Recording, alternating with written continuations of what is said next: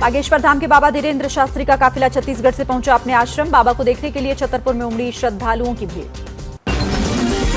जान से मारने की धमकी वाले कॉल पर धीरेन्द्र शास्त्री का बयान, बोले डरना नहीं है, हमें अपने इष्ट बागेश्वर हनुमान पर पूरा भरोसा है। शंकराचार्य परिषद के अध्यक्ष स्वामी आनंद स्वरूप ने धीरेन्द्र शास्त्री का समर्थन किया, बोले धीरेन्द्र शास्त्री धर्म के अनुसार काम कर रहे हैं।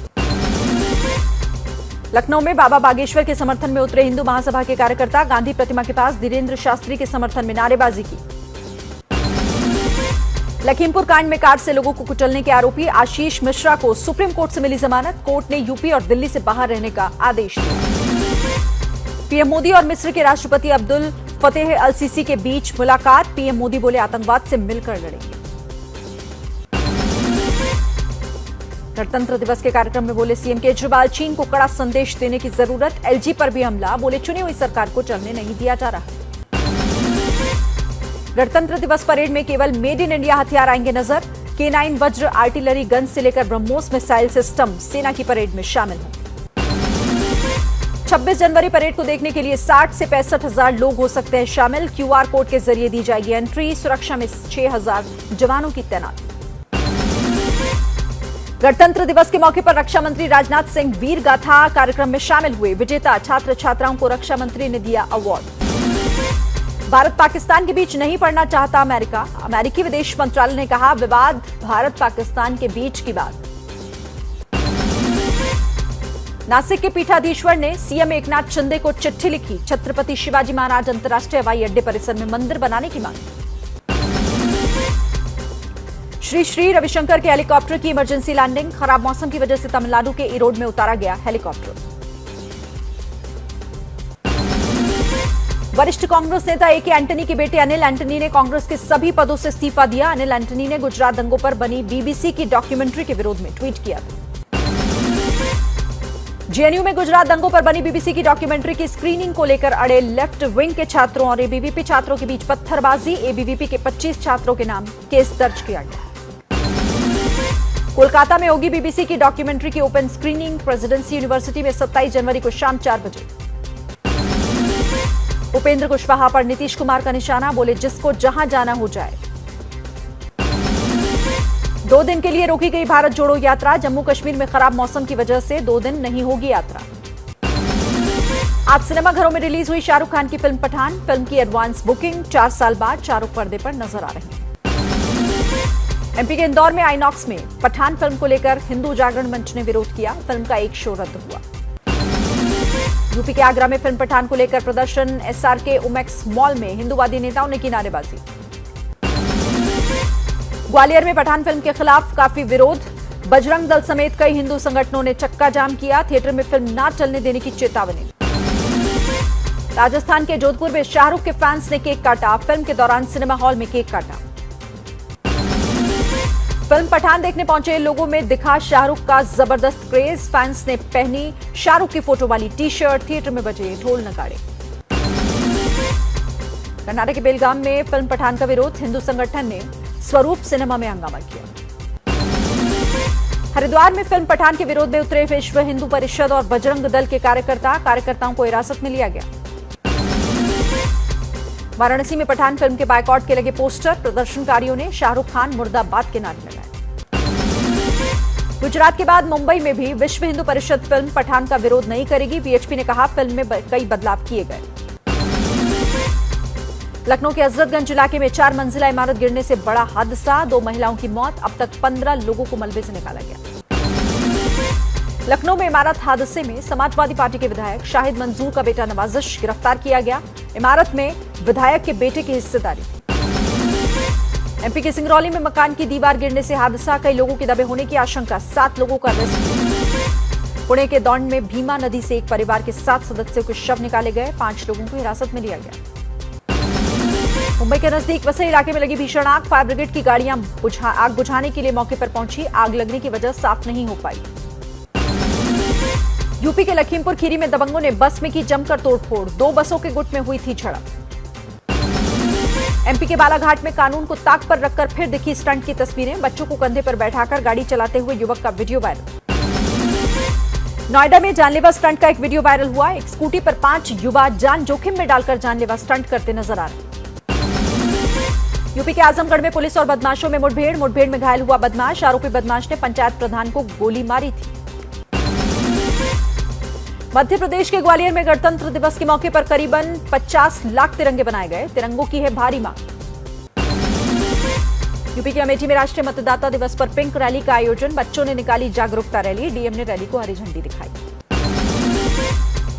कश्मीर और लद्दाख के ऊपरी इलाकों में बर्फबारी जारी। मौसम विभाग ने अनुमान जताया है कि अब बर्फबारी बंद होगी। जोशीमठ में भूधसाव के बाद अब गहराने लगा पेयजल संकट। जगह जगह पानी के पाइप टूट चुके हैं, जिससे पानी की सप्लाई पर असर पड़ रहा है। उत्तराखंड के पहाड़ी इलाकों में फिर शुरू हुई बर्फबारी। ढका केदारनाथ और चोपता में 5 फीट बर्फ की मोटी चादर। मौसम विभाग ने उत्तर भारत के मैदानी इलाकों में बारिश और पहाड़ी क्षेत्रों में बर्फबारी की आशंका जताई है। पश्चिमी यूपी में भी बारिश की संभावना। अब आगे बढ़ते हुए एक बड़ी खबर आपको दे दें। नागपुर पुलिस ने बाबा धीरेन्द्र कृष्ण शास्त्री को क्लीन चिट दे दी है। नागपुर पुलिस आयुक्त ने कहा है कि अंधश्रद्धा निर्मूलन समिति की शिकायत की जांच की गई, लेकिन धीरेन्द्र कृष्ण शास्त्री कहीं भी अंधविश्वास फैलाते नजर नहीं आ रहे। नागपुर पुलिस कमिश्नर ने कहा है कि नागपुर में हुए बाबा के दरबार का 6 घंटे का वीडियो जिसे जांचा गया, लेकिन उसमें ऐसा कुछ भी नहीं पाया गया। तो नागपुर में कानून का उल्लंघन नहीं हुआ है। पुलिस ने क्लीन चिट दे दी है। धीरेन्द्र कृष्ण शास्त्री को पुलिस की क्लीन चिट। धीरेन्द्र महाराज जी का जो नागपुर में वास्तव्य 5 जनवरी से 11 जनवरी के दरमियान था, और विशेष करके जो 7 और 8 जनवरी को जो दिव्य दरबार हुआ था, उसके पूरे वीडियोस की बारीक तरीके से अवलोकन पहानी पुलिस के द्वारा की गई है। इसमें बेसिकली किसी भी प्रकार का अंधश्रद्धा को फैलाया जा रहा है या अंधश्रद्धा निर्मूलन कायदा 2013 या ड्रग एंड कॉस्मेटिक्स एक्ट के तहत गुनाह होता है नहीं है, ऐसे निष्कर्ष पे हम पहुंचे हैं और इस प्रकार की उनको सूचना आज दी जा रही है। तो नागपुर पुलिस कमिश्नर को आपने सुना, जिन्होंने कहा कि किसी भी तरीके के ऐसे सबूत वहां पर नहीं मिले जो इस कानून का उल्लंघन करता हो। ऐसे में किसी तरह की कोई यहां कार्रवाई नहीं होगी। तो बाबा बागेश्वर धाम सरकार को क्लीन चिट नागपुर पुलिस की तरफ से मिल गई है, क्योंकि जिस तरीके से उनके खिलाफ ये एक शिकायत दर्ज कराई गई थी, उस शिकायत को अंधश्रद्धा निर्मूलन समिति की तरफ से दर्ज कराकर जांच करने की मांग की गई थी। लेकिन धीरेन्द्र कृष्ण शास्त्री कहीं भी अंधविश्वास फैलाते नजर नहीं आ रहे। पुलिस ने जो जांच की है उसमें किसी भी तरह के ऐसे सबूत ना मिलने की बात की है।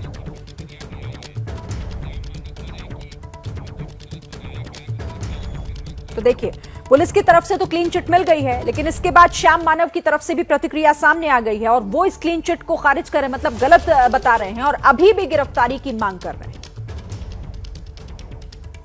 कानून का हर शब्द मैंने फाइनल किया है। इसमें काफी लोगों का योगदान है, लेकिन फाइनल करते वक्त अंतिम बारी मेरी रही है। इतना ही नहीं तो सभी पॉलिटिकल जितने भी लीडर्स हैं, हर पार्टी के प्रमुख हैं, उनके साथ में चर्चा कर इसका इंटरप्रिटेशन मैंने उन तक पहुंचाया है। उसी के आधार पर यह कानून पूरे महाराष्ट्र में एक मत से सम्मत हुआ है। उसके बाद में 2015 में जब देवेंद्र जी फडणवीस मुख्यमंत्री और गृह मंत्री थे, तब पूरे महाराष्ट्र के पुलिस अधिकारियों का ट्रेनिंग किया है जो 7-7 घंटे चलता था, और इस ट्रेनिंग में इस कानून की सब बारीकियां उन तक पहुंचाई है। मेरे ज्ञान के अनुसार, ये कानून के अनुसार, ये कानून सीधे सीधे नागपुर में उनका दिव्य दरबार भरा इसलिए लागू होता है। दिव्य दरबार में वीडियो में उनके जो वक्तव्य है उसको लागू होता है, और एक जगह नहीं कई जगह लागू होता है। उसके साथ में दूसरी महत्व की बात है कि महाराष्ट्र के एरिया में कानून का उल्लंघन करने वाली कोई भी चीज अगर उस प्रसारित होती है, प्रचारित होती है, तो उसको भी ये कानून लागू होता है। ये कानून के तहत प्रचार प्रसार करना ये भी गुनाह है और उसके लिए इक्वल शिक्षा का प्रावधान है। यानी महाराज के जो पुराने वीडियोज है, जो इस बहाने दिव्य दरबार के बहाने लोगों ने दिव्य दरबार के पुराने वीडियोज देखे हैं, इस कारण भी ये कानून लागू होता है।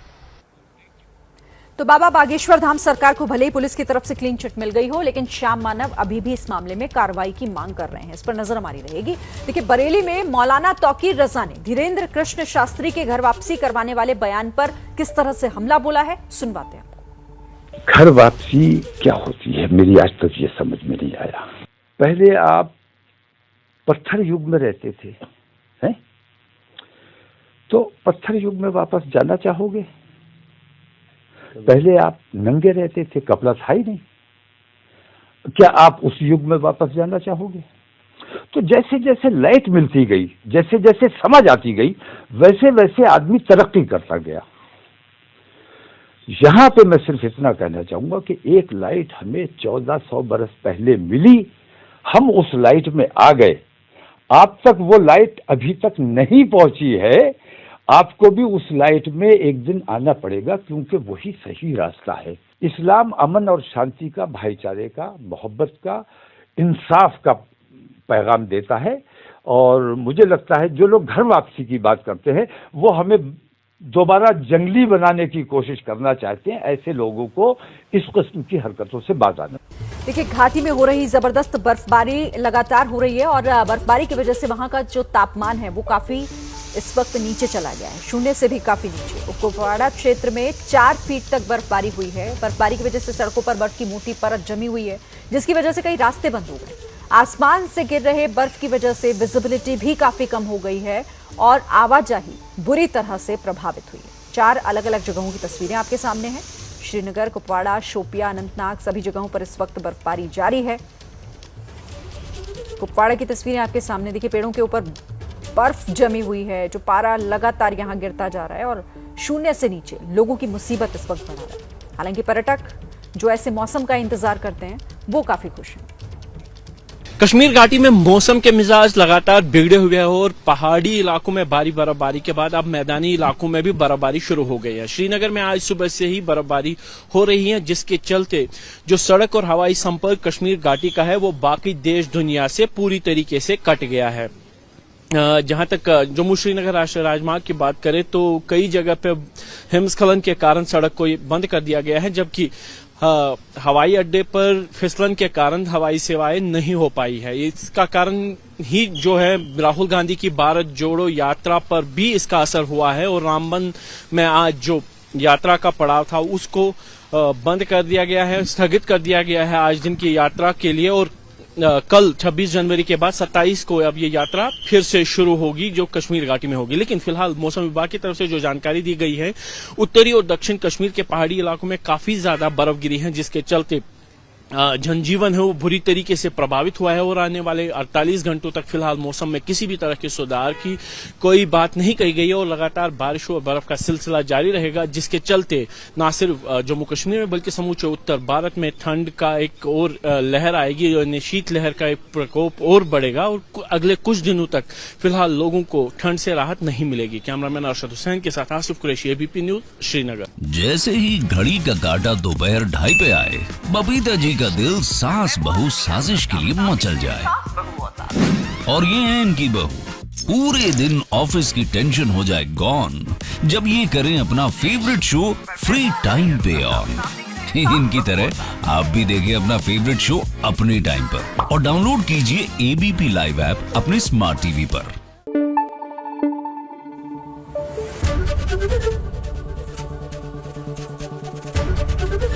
एबीपी न्यूज आपको रखे आगे।